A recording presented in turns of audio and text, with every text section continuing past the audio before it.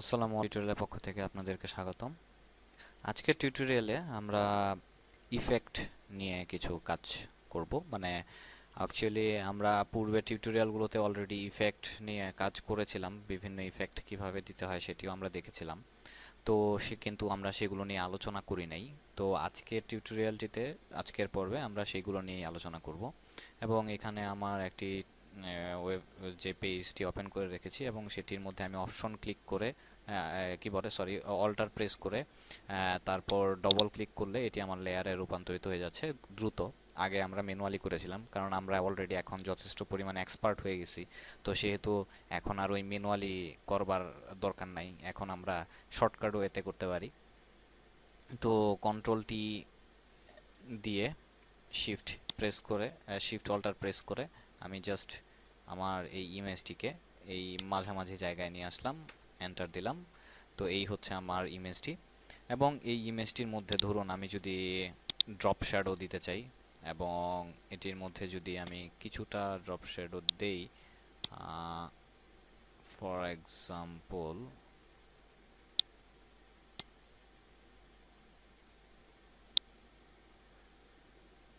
ওকে।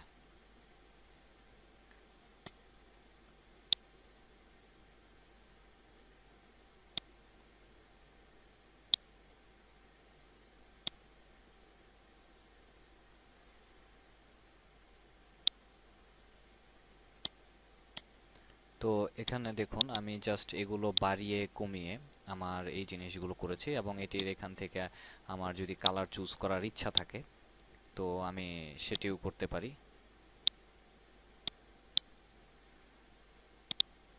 ওকে।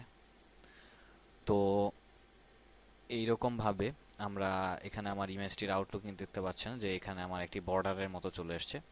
So এই বর্ডারটি actually দেওয়ার জন্য আমি এটি দিয়েছিলাম। এবং এখানে এছাড়াও আমার আরও কতগুলো অপশন রয়েছে যেগুলো দিয়ে আমরা এই কাজগুলো করতে পারি। যে এখানে আমরা কিছু অ্যাড করতে পারি, যেমন স্ট্রোক। এই স্ট্রোকটির মধ্যে আমার এটি উঠিয়ে দিলাম স্ট্রোক। এই স্ট্রোকটির মধ্যে আমরা যে কাজটি করতে পারি, যে আমার এখানে স্ট্রোকের মধ্যে কালার চুজ করতে পারি, আমি যে কালারটি দিতে চাই। ফর এক্সাম্পল আমার কোন কালারটি ভালো লাগবে,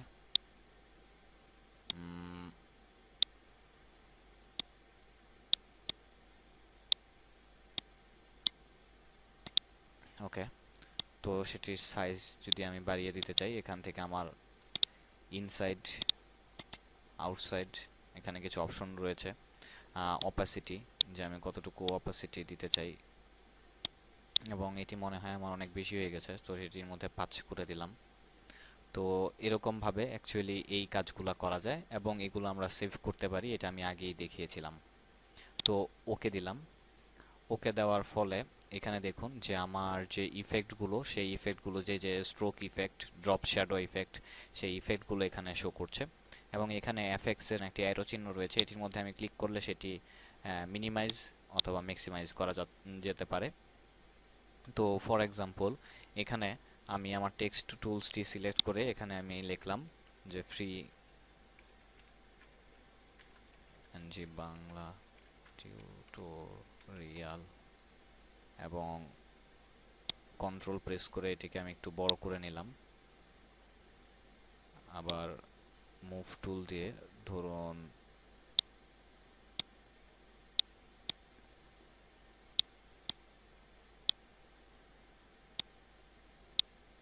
আমি আর একটু ছোট করে নিলাম। ওকে। তো এই যে এটি, তো আমি যদি এটির মধ্যে একই ইফেক্ট দিতে চাই, তাহলে তো আমি যদি এখানে যে ইফেক্টগুলো দিয়েছি সেম ইফেক্টটা যদি আমি এখানেও দিতে চাই, তাহলে জাস্ট এটি ড্র্যাগ করে ওইটির উপরে নিয়ে ছেড়ে দিলে আমার শুধু এখানে ফর এক্সাম্পল আমি স্ট্রোকটি ড্র্যাগ করে ওইটার উপরে ছেড়ে দিয়েছি, তো সেই হিসেবে শুধু স্ট্রোকটি এখানে হয়েছে। আমি যদি একদম ইফেক্টটির উপরে ক্লিক করে জাস্ট এটির উপরে ড্র্যাগ করে ছেড়ে দিই, তাহলে আমার পুরো ইফেক্টটি ওইটার মধ্যে চলে যাচ্ছে। আবার যদি আমি অল্টার প্রেস করে তারপর ইফেক্টের মধ্যে ক্লিক করে এটার উপরে নিয়ে ছেড়ে দিই, তাহলে জাস্ট এইটার আরেকটি ডুপ্লিকেট কপি এখানে হয়ে গেছে, যে যার মাধ্যমে এরকমভাবে আমরা অ্যাকচুয়ালি এই কাজগুলো করতে পারি। তো আমি যে জিনিসটি দেখাতে চাচ্ছি সেটি হচ্ছে যে ধরুন আমি যদি লিখি যে অপশন জি প্রেস, এখানে লিখি যে অপশন জি ফ্রি বিএনজি বাংলা টিউটোরিয়াল।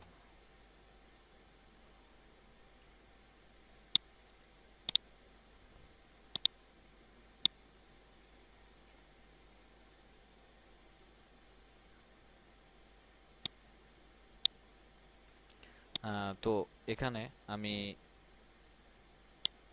এই যে আমার ইয়াটা, এটির মধ্যে ধরুন আমি এখান থেকে ইফেক্টের মধ্যে যেতে গিয়ে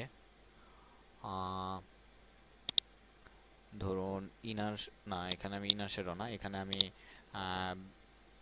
এই ব্লেন্ডিং অপশনের মধ্যে এখানে আমি আরেকটি কাজ করে ব্লেন্ডিং অপশনের মধ্যে কি যা দিতে পারি সেটা হচ্ছে যে ফিল অপাসিটি যদি কমিয়ে দেই, ওকে দিলাম, এটা সম্ভব। আর আরেকটি যেটি আমি করতে যাচ্ছি, তো এটির মধ্যে তো এটির মধ্যে যদি আমি যে ইফেক্টটি, যে এটির মধ্যে যদি আমি ফর এক্সাম্পল ড্রপ শ্যাডো দিয়ে দিলাম, এবং এখানে ড্রপ শ্যাডোটি যতটুকু আছে এরকমই থাকলো, এবং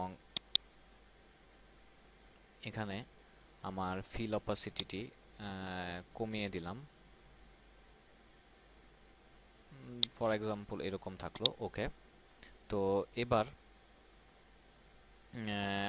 আমরা যদি দেখি যে এটিকে যদি আমি যেই জায়গায় নিয়ে যাব সেই কালার ধারণ করবে, এবং যার ফলে আমি যেটি দেখাতে যাচ্ছিলাম যে আমার একটি ইয়ার মধ্যে কি বলে ইমেজের মধ্যে যখন ওয়াটারমার্ক দেওয়ার দরকার পড়ে, তো সেই হিসেবে আমরা এই কাজটি করতে পারি।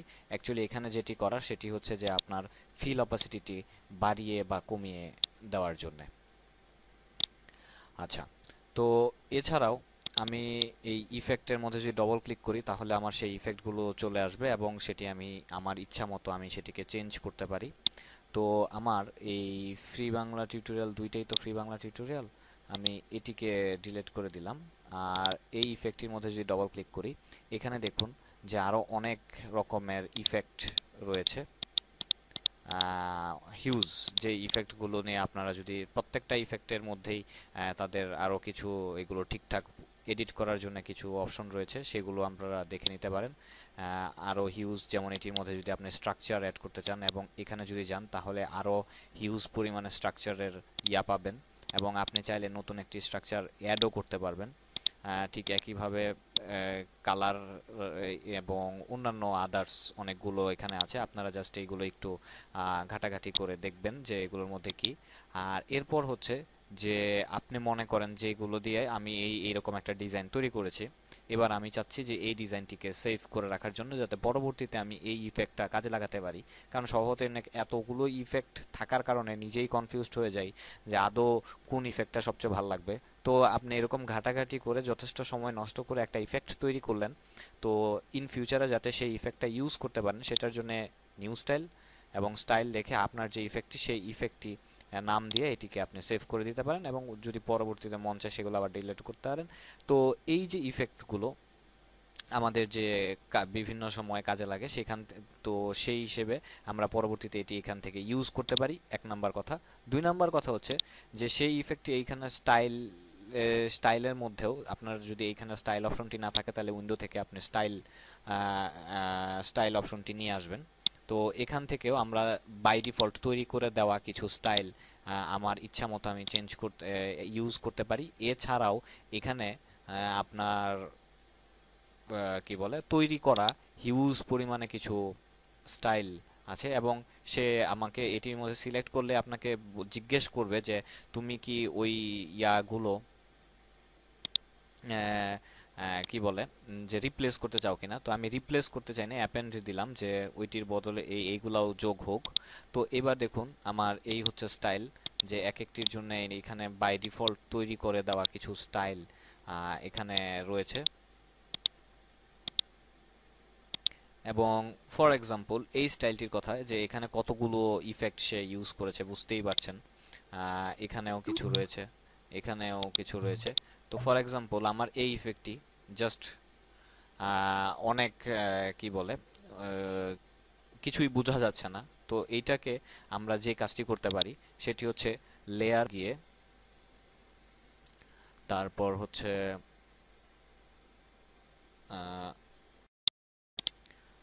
লেয়ার, লেয়ার স্টাইল এবং স্কেল ইফেক্ট। তো এই যে ইফেক্টটা, সেই ইফেক্টটার এখন 100%। আমি যদি এটাকে অ্যারো চিহ্ন দিয়ে, দেখুন আমি কমাচ্ছি কিবোর্ডে অ্যারো চিহ্ন দিয়ে, বা আপনি এখানে বসাতে পারেন। তো সেই এফেক্টটা আমি এখানে কমিয়ে যদি ধরুন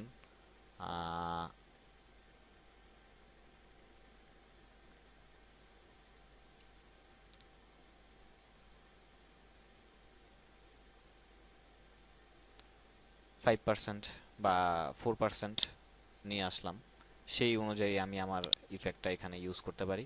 ঠিক একইভাবে কি বলে layer, style layer, scale effect, এটির ক্ষেত্রে 10। তো সেই হিসেবে আমি এরকমভাবে, বা এটি 5, এরকমভাবে আমার সেই ইফেক্টটি এখানে দিয়ে সেটি আমরা করতে পারি। এবং এটি যদি আমার জলছাপ করতে চাই, জাস্ট ফিল,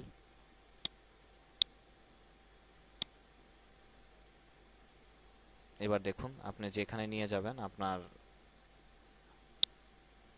সেই অনুযায়ী এটি ওইরকমভাবে হয়ে যাবে। তো এরকমভাবে আমরা বিভিন্ন ইফেক্ট নিয়ে কাজ করতে পারি, এবং বিভিন্ন ইফেক্ট দিয়ে আমরা এই আমাদের যে যে নতুন নতুন ডিজাইন স্টাইল তৈরি করতে পারি, সেটি অ্যাকচুয়ালি এই পর্বে দেখানো হয়েছে। তো বন্ধুরা, আজকে এই পর্যন্তই। পরবর্তী টিউটোরিয়ালে আমন্ত্রণ জানিয়ে শেষ করছি। খোদা হাফেজ। ভালো